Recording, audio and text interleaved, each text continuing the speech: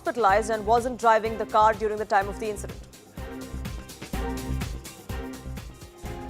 Postmortem report confirms 25-year-old biker Kamal died from traumatic asphyxia and suffocation after falling into an uncovered construction pit in Janakpuri. Soil blocked his nose and mouth with burn marks on his thigh. Telangana municipal elections turned tense as BJP candidate Mahadev dies by suicide amid allegations of harassment. BJP protests at DGP office says death was not suicide, calls it an orchestrated killing. No end to atrocities on Hindus in Bangladesh. 62-year-old rice merchant Susen Chandra Sarkar lynched by unknown miscreants. Cash vault in his rice mill loot.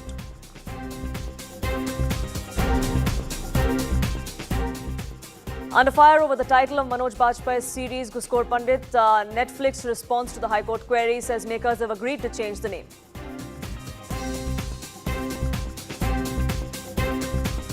Let's get you started on this edition with a CNN News 18 exclusive, and we have unearthed a massive cut money trail with regards to the Tirupati Prasad adulteration scam.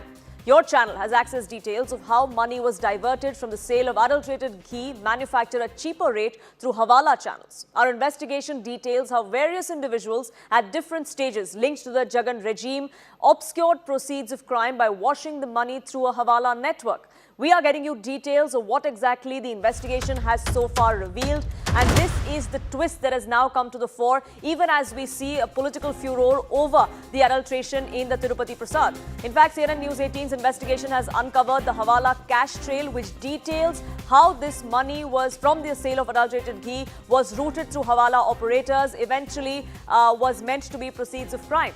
This network took money from TTD's former executive officer's close aide.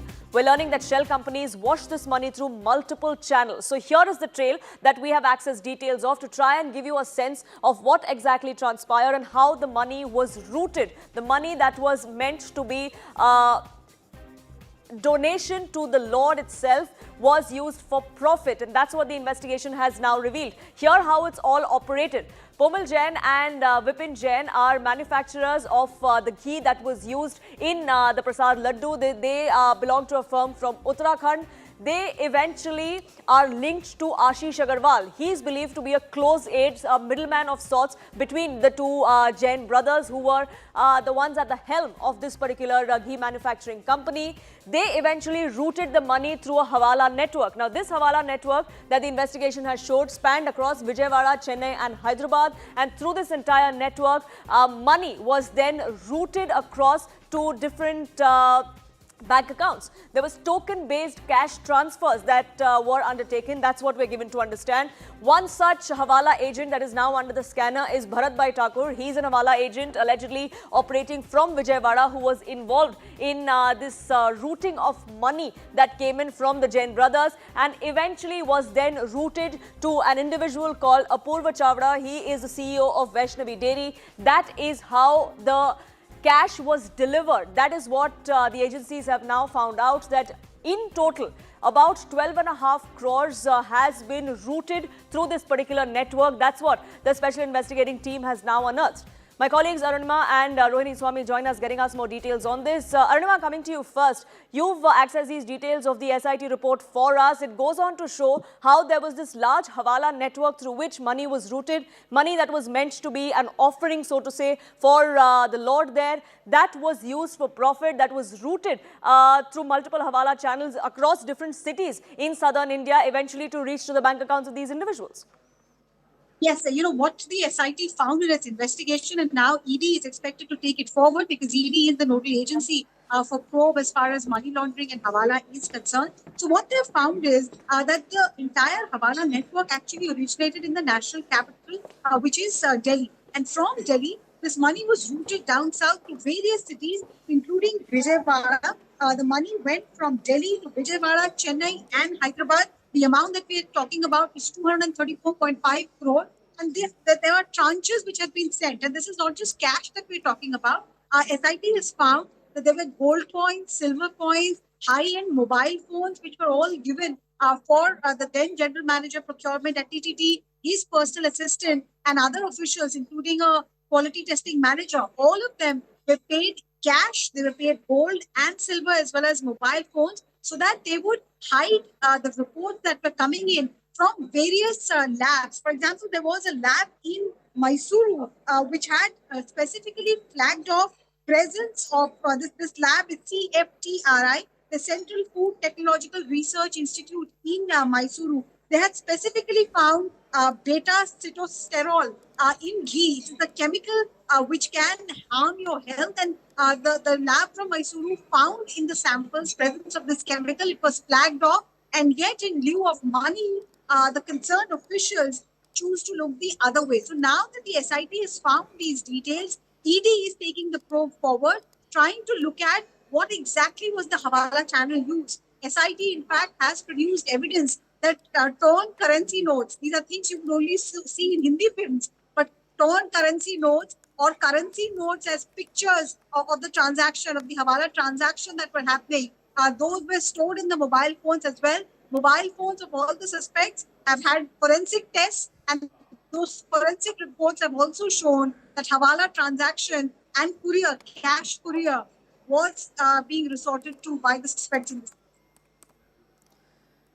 And perhaps this revelation is going to eventually lead to the arrest of many more individuals. Arunima, do stay on with us. Rohini Swami also joining us, getting us more perspective on this. I'm also joined by the spokesperson of TDP, Jyotsna Tirunagri, and senior journalist Shekhar Iyer. But before I come to my guests, Rohini, I want to get in your latest inputs on this as well. You were not long ago in Tirupati. You did speak with several ex-officials of the temple board there, many of whom agreed that, yes, we knew that adulteration was taking place. It has been taking place for several years now. Did they also know this kind of money laundering was taking place? That's something that is also going to be investigated now, because then that trail will lead to more individuals and perhaps a larger network, isn't it? Well, clearly this investigation by the Enforcement Directorate is also going to look at the money trail, which now runs into crores, almost 250 crores, and the money trail it's extensive. And also, if you remember, this is also based on the SIT's report. The SIT had also spoken about and said that 36 people, an arrest of 36 people took place, and these are officials, including TTD officials and those who are dairy experts and dairy officials as well. Now the point is, which was very crucial, that they found in the particular report that the ghee that was used was not just adulterated, it was synthetic ghee. And we also later saw how Chief Minister Mr. Chandrababu Naidu also clearly saying later that they found elements in the investigation that the chemical compounds that were found in that particular ghee also were similar to used in bathroom cleaners. So this is something that it's not just about this kind of investigation, the money trail, because nearly 250 crores, who are the people who are involved, how the Hawala transactions took place, which are the various places where the money was washed through, and also through various agencies as well. See, there are multiple dairy companies that also were listed in terms of the SIT in their report, and mentioned this, especially Vaishnavi Dairy and other names who were involved directly with this particular adulteration. Correct. So that is one thing. In terms of money laundering is right on the top of the list. Number two, adulteration is right on the top of the list. And three, and most importantly, the corrupt officials who are involved in it. Not just TTD, but whether the people who are also politicians, because we spoke to people from both sides. We spoke to YSRCP as well as from TDP. And we have it on camera also, because they're saying, if you go back to the TDP regime, you'll find adulteration. So they're obviously accepting that even in the YSRCP regime, there was adulteration. And so they knew about it and didn't do anything about it. And that's the most shocking bit, that they knew very well what was happening but turned a blind eye. Did they also, were they also recipients of these proceeds of crime? Is that why they turned away? That's something that the investigation will have to look at. That's something that the investigating agencies will have to look at as well. But Arunima and Rohini, thank you so much for getting us your inputs. We do want to open this up to our guests who join us on this broadcast. Shekhar Iyer, let me ask you this. You know, so far the YSRCP had come out and brazened it out, saying that, sure, there was adulteration, but it wasn't what you claimed was animal fat or beef lard or pork lard. It wasn't that. It was just simple adulteration. But what's the big deal? Now, with the allegations coming in of money laundering, with the Enforcement Directorate looking at it, could it have been possible without political patronage, so to say, for something like this to go on for as long as it did? Absolutely not, Poonam. I must congratulate News 18 investigation, because you have brought out the magnitude of this scam. I mean, this is a loot. And this is no ordinary loot, because this affects the faith of the devotees. I mean, nobody can imagine that at such a temple that is revered by millions of Indians, a place like Tirupati, that somebody will dare to, do this kind of thing. I mean, this has been going on for such a long time.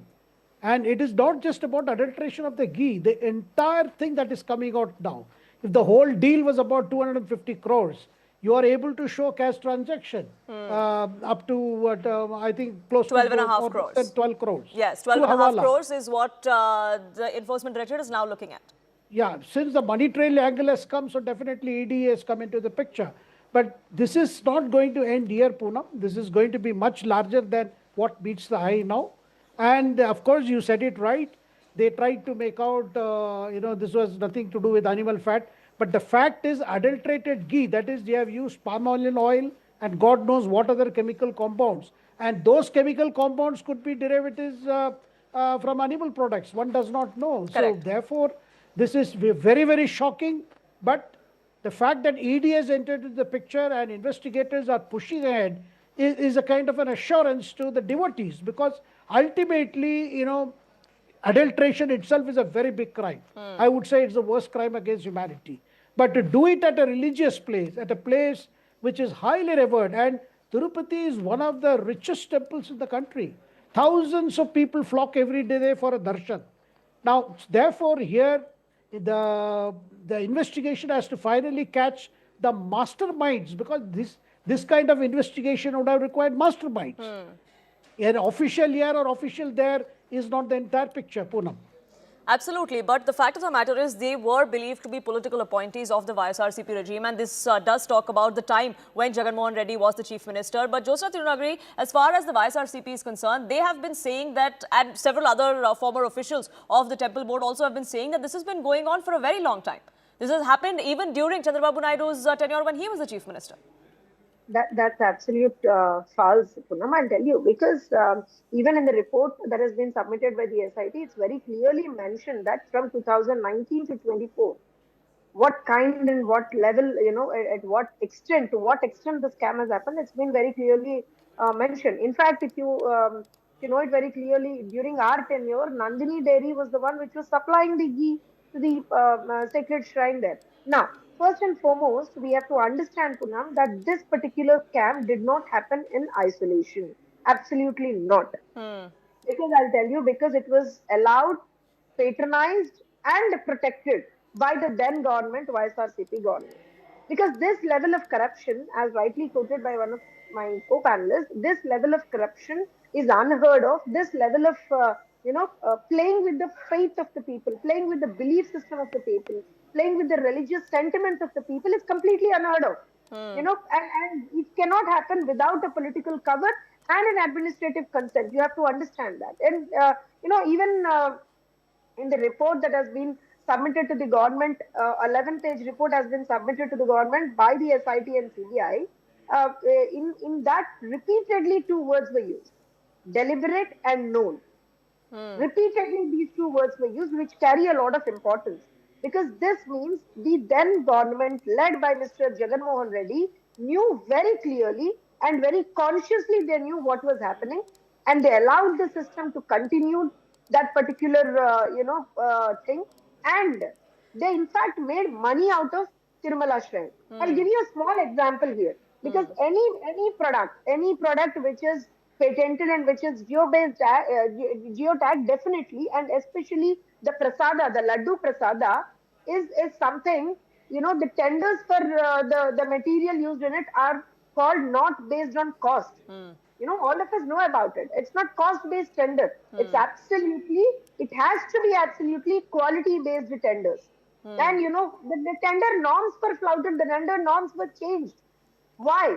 Because, a firm which was supposed to have 4 lakh liters of milk procurement a day, that particular norm has been changed. But ma'am, all of this has now come out via the SIT findings, and the YSRCP contests the very formation of that SIT, that the SIT and the individual who was at the helm of this SIT was a political appointee of the TDP, and this report, based on which now an ED investigation is happening, the YSRCP alleges that in itself, the basis of the ED investigation in itself seems to be flawed.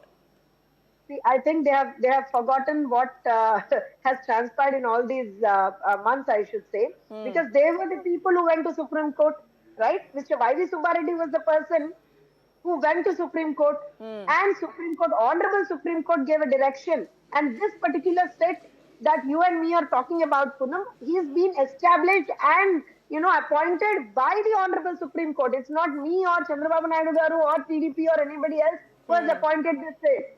This has been appointed by the Honorable Supreme Court. Now, one thing we have to also understand that they're trying to say that we have been given a clean sheet. We have been given a clean sheet. When the SIT report very clearly mentions that corruption has happened, adulteration has happened, but still they are hell bent on saying that we are innocent. Now, what do we understand from this, Poonam? We understand that everyone, starting from the suppliers to the officials to the people in the power, the top man there, the then Chief Minister, Mr. Jagannath Reddy, everybody knew about it and everyone was hand in glove. And I personally feel, I might be wrong when I say this, but I personally feel, because I've seen the affairs from 2019 to 24, Poonam, I personally feel they have intentionally, sketched this entire thing because they during their tenure, there were continuous attacks on Hinduism. They are anti-Hindu. If this was indeed as pre-planned of a conspiracy as the TDP alleges, Shekhar Iyer, do you think then that this could very well go beyond the 200 crores that the ED is looking at the moment? Yeah, because Poonam, the Devasthanam has got several tenders, several things that are required for the temple. This prasada part is a very small part. What about how the affairs were managed regarding other aspects of the temple management and administration? And Poonam, you will recall during the previous regime, even appointment of the chairman itself had become a controversial. Because he is also related to the then Chief Minister. Correct. See, that time itself this controversy had started as to why, close kith and kin are being appointed to this. And, where there is an organization like TDD with such a vast, manpower and such a vast financial resources at command, it does require a due diligence by the government of the day to see that the pilgrims and the devotees get the required facilities and nothing should be done or nothing seem to be done which will affect the faith of the people. See, that is why today we are shocked by the gold theft in Sabarimala also. So why are these temples which are attracting thousands of devotees being subjected to this kind of sacrilege, I would say, because this is a thing which is not just about a scam. I mean, this is not just another government department or another government-run administration. So that, and also it questions who are the people who have been involved in this administration. I mean, how did people who did not even have basic faith in the deity? Correct. And that was the basis of the questioning when these appointments were made. Is that also why we saw such a scam, if it indeed did take place? What the scale of it was? Of course, the ED is investigating now, and we'll find out sooner than later what exactly transpired and who's responsible. But all of those questions, both in terms of the investigation and the politics of it, will have to be asked and will have to be answered by the stakeholders in this case. Unfortunately, I'm out of time. I thank you both for joining us here on this edition and sharing your perspective.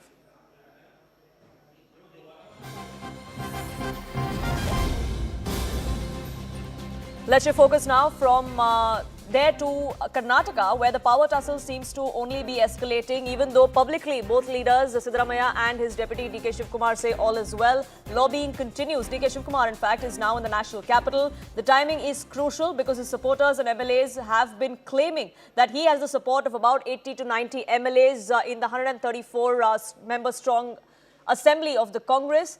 This is being used to increase the chorus of backing him as the chief minister. His office says he's in Delhi to discuss Assam elections, has nothing to do with Karnataka, but that's really what is being said on record.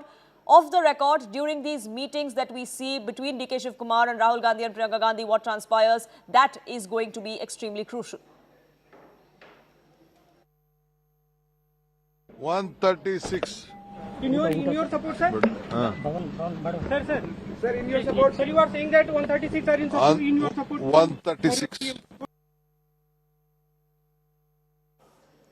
Rohini, my colleague, now joins us, getting us more details on this. Rohini, the timing is crucial of DK Shivkumar being in the national capital. What is discussed on this one-on-one meetings between DK Shivkumar and Priyanka Gandhi or Rahul Gandhi or Mallikarjun Kharge? That is going to be extremely crucial because on the face of it, they claim this has nothing to do with the power tussle in Karnataka.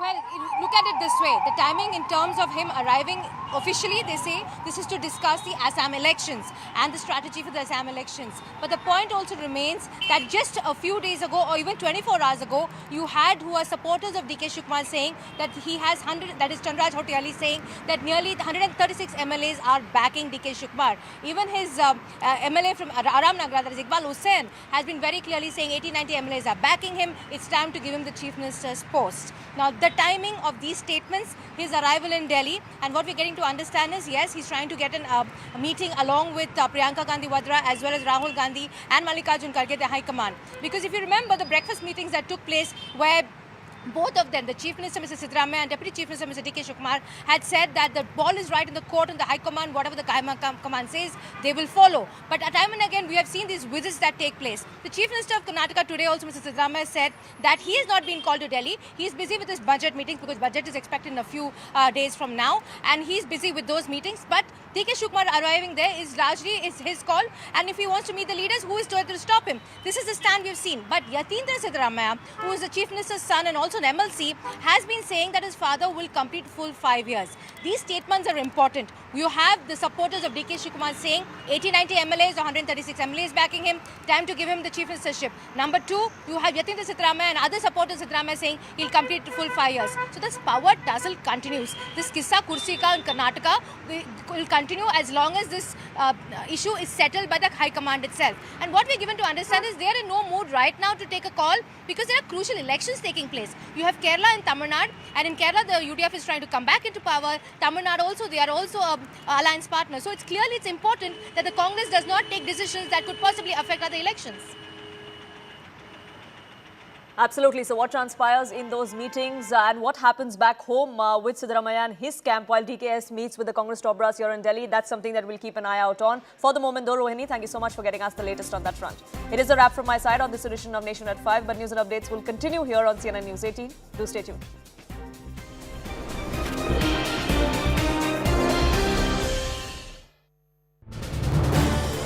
This is News 18 Network.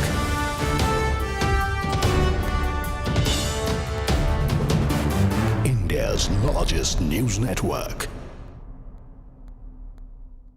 Video of the February 4 Lok Sabha showdown showing opposition MPs rushing towards Prime Minister Narendra Modi's seat and storming the well of the House. Rijiju has said that if BJP MPs had not intervened and stopped women MPs from confronting Congress members, the situation could have turned very ugly.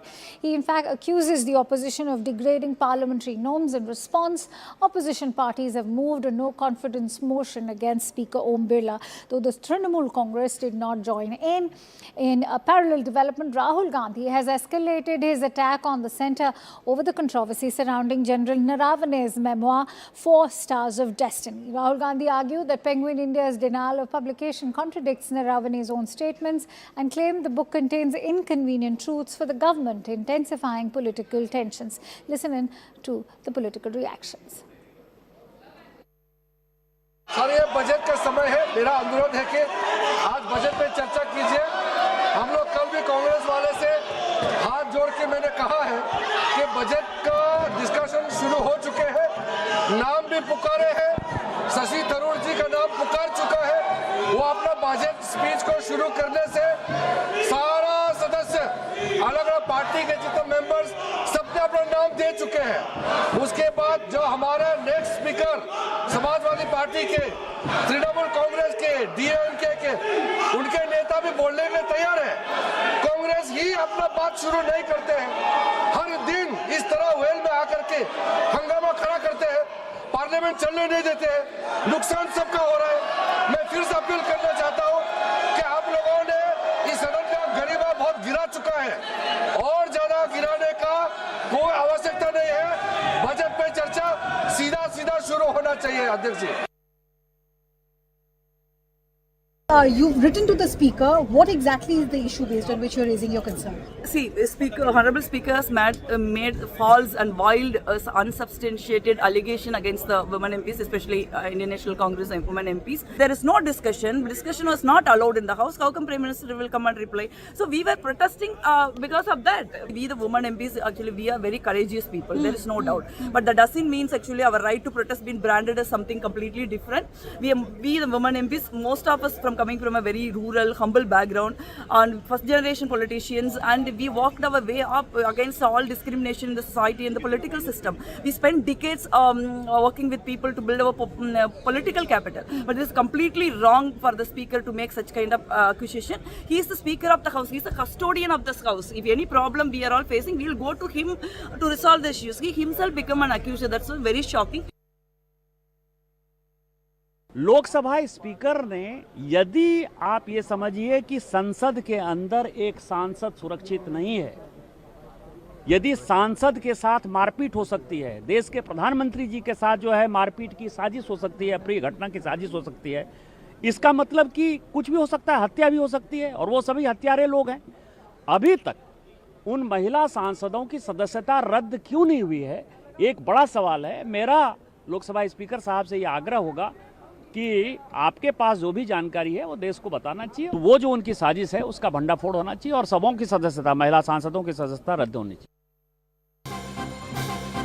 All right, staying with the story, getting in breaking inputs. Congress MP Manikam Tagore has now slammed Kiran Rijiju, saying video tweeted by Rijiju is a breach of rule.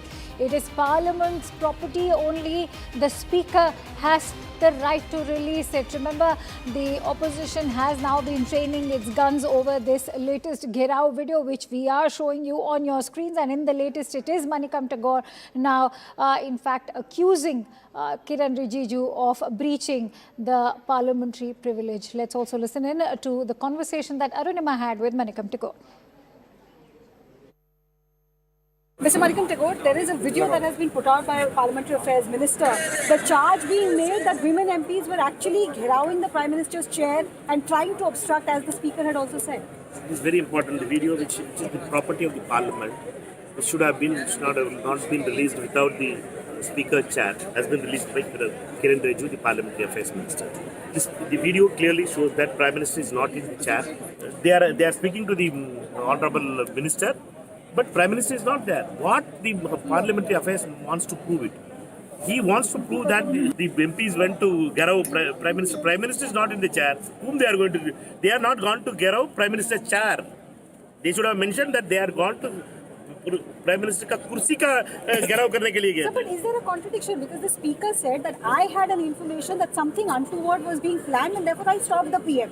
The video shows that the women MPs are there where they should not have been, which is the Treasury side. So where is the contradiction? Till Prime Minister would have been there. We had been protesting for long. I had been protesting for long years. When Prime Minister comes to that chair, we will start the speech. We would have come down, and we would have protested in front of him. We need to understand that the protest methodology is not violent inside the Parliament. We have been very decent. We will protest, but we will stop it where we have to stop it. We will stop it. The day Kiran Rijiju became the Parliamentary Affairs Minister, he don't want the Parliament to function. He releases video. He attacks the opposition. He doesn't come for negotiation. He only wants confrontation to expand. All right, so Manikam Tagore accusing Kiran Rijiju that he wants a confrontation to expand it. He does not want the functioning of the House. But let's try and put this into context and perspective. And for that, I'm joined in by Payal Mehta on the broadcast. So Payal, break this down for us. Manikam Tagore is saying that this is an assault on parliamentary norms. But what we are witnessing in that Gherao video speaks otherwise. Yes, you know, the Congress party can come out and give their defense, but the fact of the matter is that video speaks for itself. Multiple members of the opposition, especially the Congress party, was seen right in front of the Prime Minister's chair. They tried to place this big poster in front of the Prime Minister's chair, and later they turned, turned into that route that the Prime Minister would ideally come in from, and tried to get out Nishikant Dubey as well. I remember that Nishikant Dubey was pushed aside by Satish Gautam and taken outside of the House, where, of course, some members of the Congress party even chased him there as well. So that whole route is a route that the Prime Minister takes to come into the House as well. Closer to 5 o'clock, the Prime Minister's office has sent us a message that, you'll be speaking around 5 p.m. 5 p.m. the House had convened as well. But, looking at the ugly scenes, it was best that the Lok Sabha Speaker decided that he's the custodian of the House. It is his responsibility to ensure that, the Prime Minister does not come into anybody's way. We are not saying that, no member would actually try to attack physically the Prime Minister, but, causing discomfort around him, and he has a security protocol which is in place wherever he goes. That could have actually led to anything untoward as well, and nobody wanted to have a brush-in with women folk over there, and therefore multiple leaders in the BJP have said it is unfortunate the Congress party usually sees women as human shields, to in fact shield their effort as well. So that is something which has been there. The video is there for everybody to really see. Whether Kiran Rijiju specifically procured the video or was given or it was one of the angles that was available in the parliament, because the long shot was already taken and it was visible to everybody, including the viewers who were watching Lok Sabha TV. That seemed to be the same video that Rijiju has put out. That is, of course, for Rijiju to clarify, but the video is there for everybody to see that there was major attempt to bring. This is News 18 Network.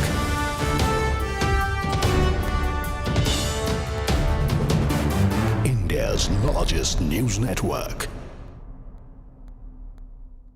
Video of the February 4 Lok Sabha showdown showing opposition MPs rushing towards Prime Minister Narendra Modi's seat and storming the well of the House. Rijiju has said that if BJP MPs had not intervened and stopped women MPs from confronting Congress members, the situation could have turned very ugly.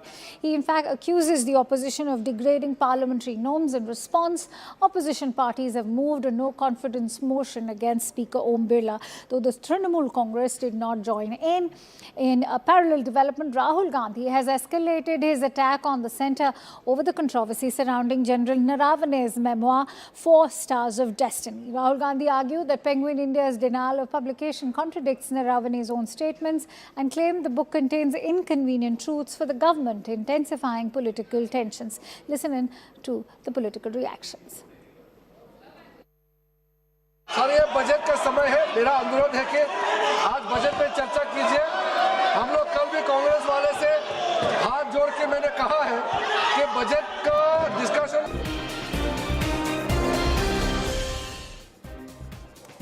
Welcome back and thank you so much for staying with CNN News 18. I'm Gherao. We are now getting some breaking news on the broadcast, and this is to do with the Mysore sandal soap controversy. This is months after the controversy that had raged on last year in the month of May with the announcement of Tamannaah Bhatia as the brand ambassador of Karnataka soaps. Now, the historic Mysore sandal brand has launched Tamannaah Bhatia as the face of the century-old soap. In a strategic move to modernize its legacy brand, the Karnataka government has officially launched actress Tamannaah Bhatia as the brand ambassador of the Mysore sandal soap. The 2-year tenure, which officially commenced this week, marks a transformative phase for the state-owned Karnataka Soaps and Detergents Limited. The appointment coincides with the comprehensive rebranding of the legendary product, which has been unveiled with a refreshed contemporary look designed to appeal to younger demographics and expand the brand's footprint beyond its traditional southern stronghold. My colleague Harish Upadhyay is now with us on the broadcast. Harish, this controversy has been doing the rounds for some time now. Now the BJP is up in arms over an actor who is Bombay-based, who is born and brought up in Mumbai, as being announced to be the face of the Mysore sandal soap, a legacy brand. Why not look at home? That is, actresses from the Kannada film industry who have like a pan-India presence. That is the argument the BJP now is coming up with. Yes, this is something that came up even when the state government had finalized on Tamannaah Bhatia's name earlier last year. After which the state government came out with certain facts. They said some names from Karnataka who have a pan-India appeal, the likes of Deepika Padukone and others, their price tag was much higher than what was budgeted by Mysore Sandal Soap for its marketing expense. Not just that, some of the other names, for example, Pooja Hegde and others, were associated with different other cosmetic or soap brands. And that would have ensured that they're out of the race. And finally, they believed that Tamannaah Bhatia is the right choice for this particular campaign. And they've signed up for a 2-year contract. And now the state government and the Karnataka Soap and Detergents Limited saying that their entire push now is to launch new products and take the turnover of KSDL to roughly around 5,000 crores per year by the end of this decade. That's the aim that they have. In fact, the corporation also saying that in the immediate aftermath of Tamannaah Bhatia being signed as the brand ambassador, they've actually seen interest growing in the brand. And in one of the months, they had a turnover of around 186 crore rupees. So the government saying that we've already seen some results, and they have an ambitious plan of not just going pan-India, but also international with the Mysore sandal soap, which is a legacy brand started by the erstwhile Mysore royal family, and also has seen some keen interest even by tourists from various countries. Right, absolutely. And this is after this full-page advertorial that was also put out in the papers by the Karnataka government, which had Tamannaah Bhatia's face unveiled. So this is a controversy. This is not just a today controversy. It went back last year in May, I believe, when the Karnataka soaps announced Tamannaah Bhatia to be their brand ambassador. From then on, this controversy has been raging on. But now with this official announcement making her the face of a legacy brand, clearly a lot of outrage flowing in for the Karnataka government. Yes, absolutely. The controversy started when the decision came out, when this contract was signed by the Karnataka State Soaps and Detergents Limited, after which we had seen several voices asking why not other homegrown actresses, for which the state government came out and gave clarifications. And now, Tamannaah Bhatia being officially launched as a brand ambassador, not just her, they've also launched several new products, and they're saying they've expanded their product line, and they're hoping that they can increase their turnover. Some of them also very quick to point out on how several BJP leaders who are coming out with this criticism, they themselves have been accused of bringing in actors from Bollywood and other languages for their own election campaign. So we've seen both sides of this criticism coming on, playing out on social media. Some asking why not go for Kannada actresses, while others pointing out on how you need to put the state's brand and the business ahead of any other emotions, or even looking at having any other Kannada-based actor.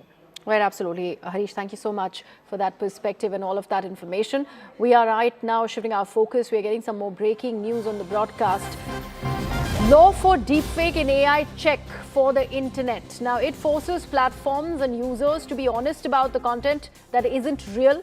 Breakdown of what changes really are there for everyone. If you go ahead and upload a video or a photograph that is made or changed by artificial intelligence like a deep fake, you must go ahead and declare it. Apps like Instagram or X, formerly Twitter, must now clearly label AI content so that nobody is tricked into thinking that it's a real person or a real event. Also, AI-generated files must have hidden digital tracking or metadata so that experts can tell which AI tool was used to create that particular content. And if something illegal or harmful is being posted, then the government has to put the platform on a very, very short leash, we are told. The platforms used to have 36 hours in the past to remove the content.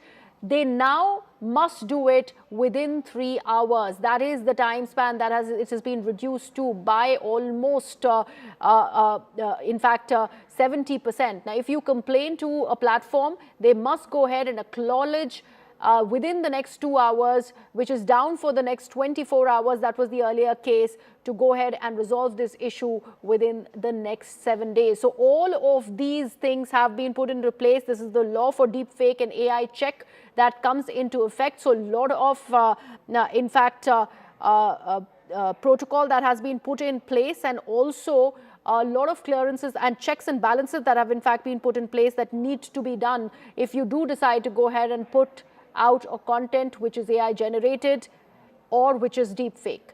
My colleague Arun Dhanta is now joining us on the broadcast. Arun, what has got this in fact change about? Why has this suddenly been done? Because the timeline is drastically reduced. The 36-hour deadline now gets reduced just 3 hours. 24 hours gets reduced to just 2 hours. So why has that really been done? Well, see, Griha, there was a massive demand on the restrictions of the usage of AI and social media platforms, the way deepfakes and other things were misused by the users, and therefore Ministry of Electronics and Information Technology of the Government of India has come out with these new laws for these social media platforms, and also for the users, starting with, of course, the users, you and me. If we are making a photograph or a video with artificial intelligence or a deepfake, then we'll have to declare that with the labeling that this is an artificially created content. And secondly, for the platforms also, they will also have to ensure, whether it is Instagram, Twitter, Facebook, WhatsApp, they will also have to ensure that whatever content is going on their platform has that tagging of that it's artificially created content. And also, as far as timeline is concerned, remember that earlier these social media platforms had 36 hours to take down any content which is inappropriate. Now it has been reduced to 3 hours. And also, of course, if there's a complaint which they get, they will have to resolve it in 2 hours. And 14 days time was earlier there for resolving the entire matter, which has been now reduced to 7 days. So there are various guidelines which has been brought in by the Ministry of Electronics and Information Technology that needs to be adhered. Otherwise, there will be action. The policing will be involved in this. Your handle can be taken down. There are various other actions which can be taken against it. So this is a strict measure or guidelines coming from the ministry's side. All right. So update in the guidelines from the ministry. Remember, this is also happening at a time when AI is being used for political messaging. So all of that right now has been addressed by these new updated guidelines that has come from the ministry. Arun, thank you so much for all of those details there. We are now getting some more breaking news on the broadcast, and this is to do with the no confidence motion against the Lok Sabha Speaker, Mr. Om Birla. Now we are learning that the Lok Sabha Speaker has taken a moral stand that he will not be sitting on that chair till the no confidence motion against him is discussed and disposed of. This is what is the stance of the Speaker. In fact, the Secretariat, the Lok Sabha Secretariat has gone on to claim that the Speaker has taken this position in order to send out a message to the opposition that if there is a no confidence in the Speaker, then that has to be shown on the chair. It is best to let it get disposed of first, and only then will he eventually go ahead and lead the proceedings of the House. This is what is coming in from the Lok Sabha Speaker, Mr. Om Birla. Now, even if the government or opposition requests the same, the Speaker is unlikely to budge from his stand, we are told. The Lok Sabha Speaker has conveyed his sentiments clearly to all the leaders, including the opposition leaders who met with him yesterday. My colleague Payal Mehta has got us all of this information. Payal, I've pretty much summed it up from the information that you've exclusively broken for our viewers. A moral stand that the Speaker is deciding to take in the face of this no confidence motion that that he's been slapped with. Even with the TMC not really in on this, opposition clearly wants this passed against the Speaker. So the Speaker deciding not to come to the House. The Lok Sabha Speaker has made his stand very, very clear that he's given equal opportunities, whether it is the opposition or whether it's the treasury benches. He's never expressed any bias as well. But the kind of aspirations that were cast on the conduct of the Lok Sabha Speaker with the kind of commentary that came in from the opposition parties, the Lok Sabha Speaker is very, very hurt as well. So yesterday when tall leaders, including Rahul Gandhi and Abhishek Banerjee, met the Lok Sabha Speaker, he told them to go ahead with whatever they deem fit, because if they do not have any confidence on the chair, it is not an individual that they were protesting against. They were protesting against the chair. If they do not have any confidence against the chair, then they should go ahead with what they wanted. And much to everybody's surprise, that even if the Lok Sabha is functioning smoothly, the opposition party still went ahead and passed that no confidence, in fact, submitted that no confidence motion notice before the Secretary General, which clearly meant that they wanted to express the no confidence against the Speaker. So morally speaking, the Lok Sabha Speaker feels that 14 days later, which is on the 9th of March, which is the first day of the second part of the budget session, he will allow that notice to really go through and the discussion can take place. The voting can really happen. Only after that will he take seat. It is his moral stand that he's taken. That's what sources close to the Lok Sabha Speaker have told us. And he's decided that even if the request comes in from the highest of the government, he's not going to budge from his stand, because he feels it's individually not an insult to him, it's an insult of the chair. The Lok Sabha Speaker is the custodian of Parliament, is the guardian of the Lok Sabha, and he is somebody who goes by the rule book. So enough, insult has been shown to him by, various people, including Rahul Gandhi, who defied his entire order. and of course did not listen to him despite him telling Rahul Gandhi to stick to the rules multiple times, and even worse now that they're expressing no confidence against him. So as a matter of fact, the Lok Sabha Speaker feels that let the motion get disposed of, only then will he take chair. Till then, he will not officiate as the Lok Sabha Speaker on the chair.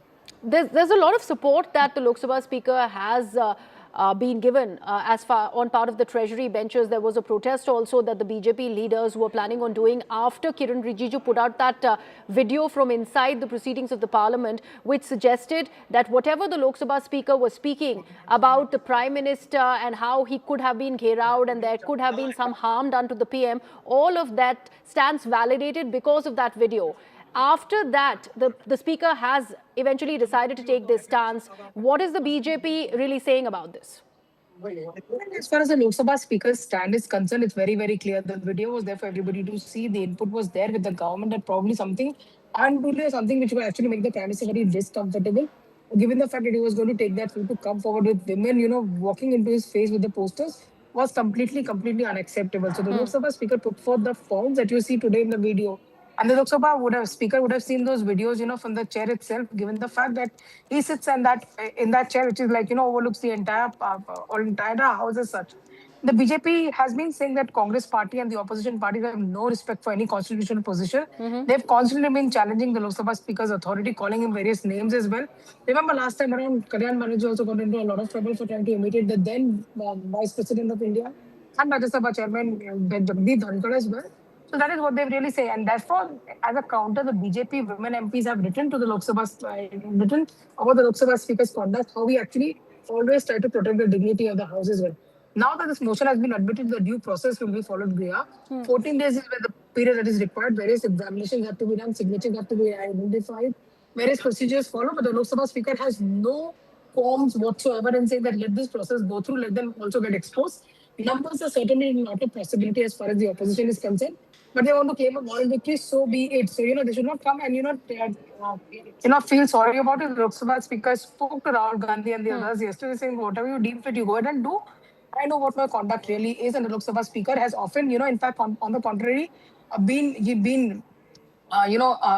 somebody who's given more liberal stance to a lot of opposition leaders, much to the discomfort of the Treasury benches also at times. Right, absolutely, Payal. Thank you so much for that information. So, moral stance there by the Lok Sabha Speaker, Mr. Om Birla, till the proceedings of no confidence are addressed and discussed and disposed of. He's not going to sit in that Speaker's chair. This is the decision that he's taken. We go into a very short break with that.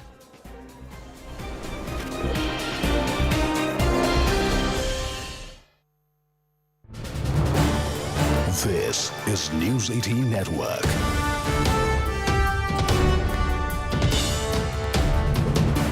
India's largest news network.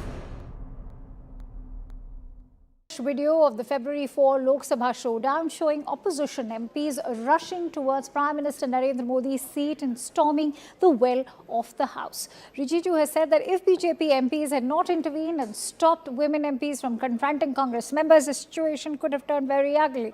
He in fact accuses the opposition of degrading parliamentary norms. In response, opposition parties have moved a no-confidence motion against Speaker Om Birla, though the Trinamool Congress did not join in. In a parallel development, Rahul Gandhi has escalated his attack on the centre over the controversy surrounding General Naravane's memoir, 4 Stars of Destiny. Rahul Gandhi argued that Penguin India's denial of publication contradicts Naravane's own statements and claimed the book contains inconvenient truths for the government, intensifying political tensions. Listen in to the political reactions. Sir ये budget का समय है, मेरा अनुरोध है कि आज budget पे चर्चा कीजिए। हम लोग कल भी कांग्रेस वाले से हाथ जोड़ के मैंने कहा है कि बजट का डिस्कशन शुरू हो चुके हैं, नाम भी पुकारे हैं, शशि थरूर जी का नाम पुकार चुका है। वो अपना बजट स्पीच को शुरू करने से सारा सदस्य अलग अलग पार्टी के जितने मेंबर्स सबने अपना नाम दे चुके हैं। उसके बाद जो हमारे नेक्स्ट स्पीकर समाजवादी पार्टी के, तृणमूल कांग्रेस के, डीएमके के, उनके नेता भी बोलने के लिए तैयार है। कांग्रेस ही अपना बात शुरू नहीं करते हैं, हर दिन इस तरह वेल में आकर के हंगामा खड़ा करते हैं, पार्लियामेंट चलने नहीं देते हैं, नुकसान सबका हो रहा है। मैं फिर से अपील करना चाहता हूं कि आप लोगों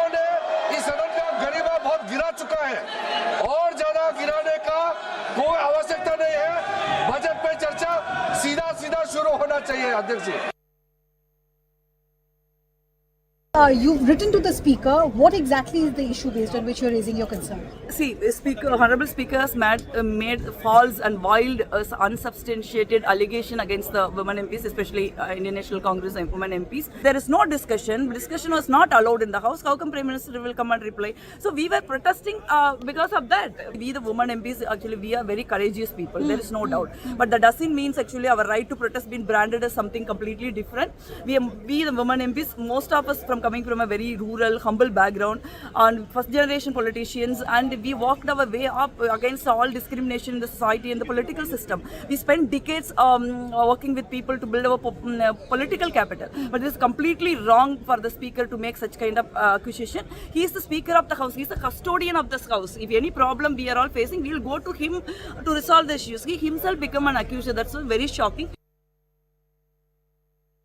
लोकसभा स्पीकर ने, यदि आप ये समझिए कि संसद के अंदर एक सांसद सुरक्षित नहीं है, यदि सांसद के साथ मारपीट हो सकती है, देश के प्रधानमंत्री जी के साथ जो है मारपीट की साजिश हो सकती है, अप्रिय घटना की साजिश हो सकती है, इसका मतलब कि कुछ भी हो सकता है, हत्या भी हो सकती है, और वो सभी हत्यारे लोग हैं।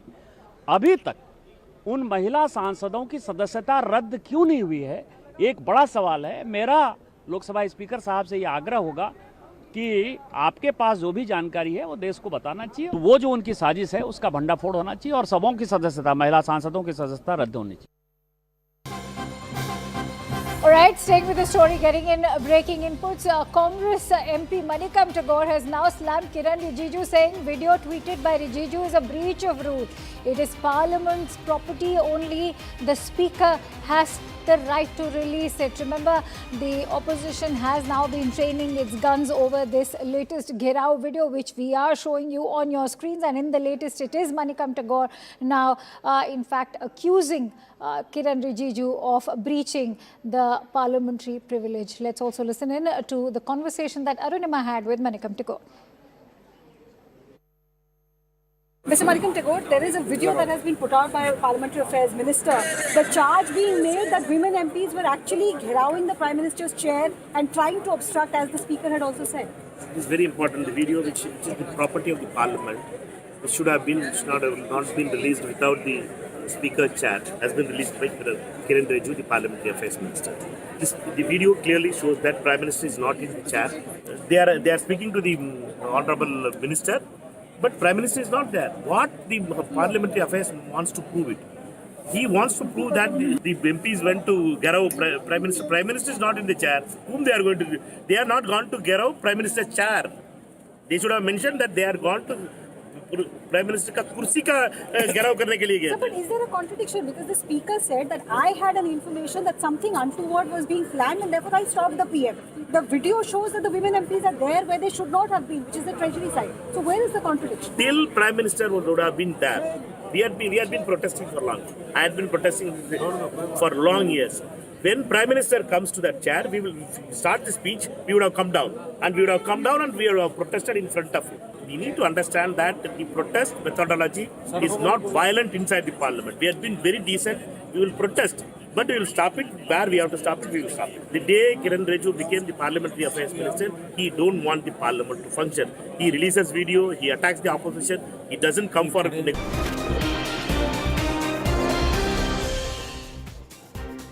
Welcome back. We are now getting some breaking news on the broadcast. Conspiracy surrounding Ajit Pawar's death is back into the discourse. After the tragic death of Ajit Pawar, his nephew Rohit Pawar has now raised some questions, quote-unquote, eye-opening points in a detailed presentation.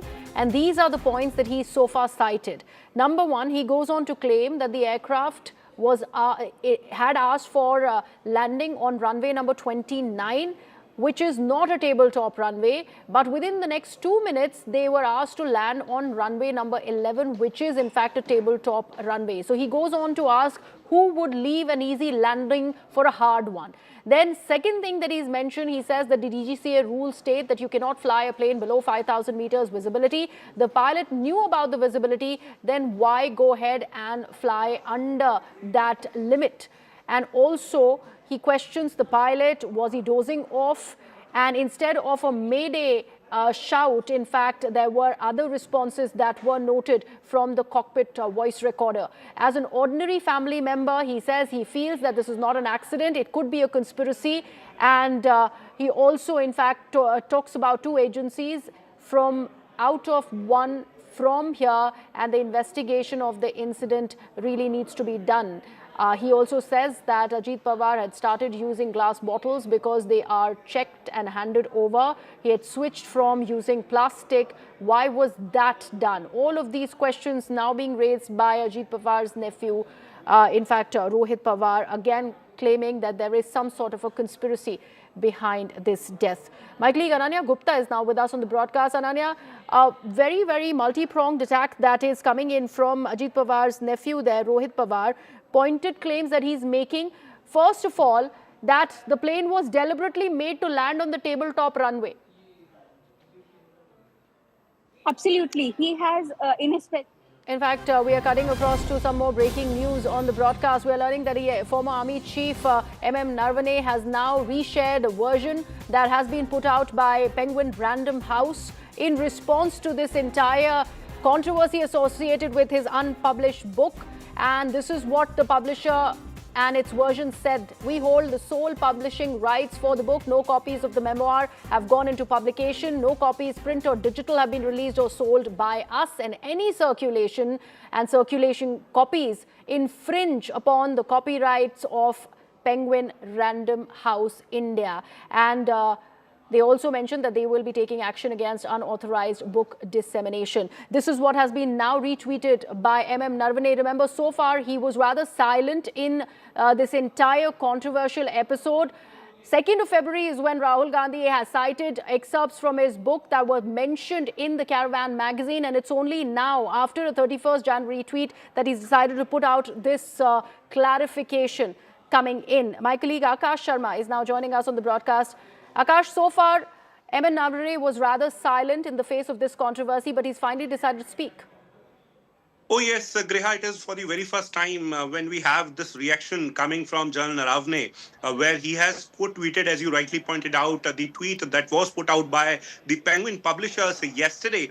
And it is somewhere reiterating what General Naravane has been mentioning at several public events and in fact to the media personnel as well. Yes, he hasn't come on record as far as, media interviews or any sort of bites are concerned. But right now he has tweeted and he has in fact pointed out that this is what the status of the book is currently. Remember, this book is in the controversies and we have several sort of PDF copies that are claimed to be the copies of this particular book that the publisher is claiming has not been published. And in fact, the author himself is now coming out saying that it has not been published. But we have seen that how leader of opposition Rahul Gandhi, in the parliament has in fact flashed several copies. In fact, one copy was there in his hand, which had in fact the same cover. Now people are questioning if it was a real copy, and if it is the case, then how did he get the copy of a book that was not yet published? Now this is for the very first time, Griha. Remember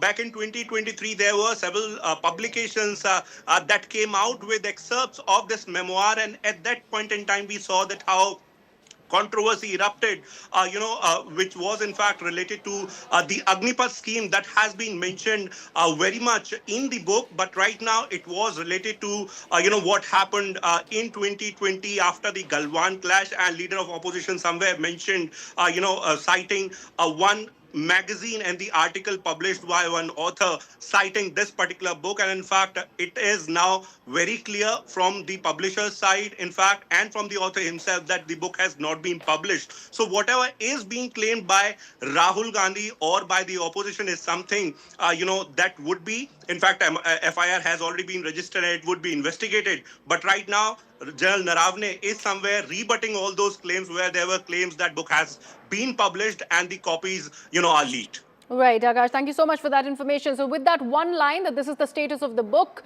Naravane, in fact, putting out that entire statement of Penguin Random House. With that, I hand it over to my colleague Shivani Gupta for the Plain Speak.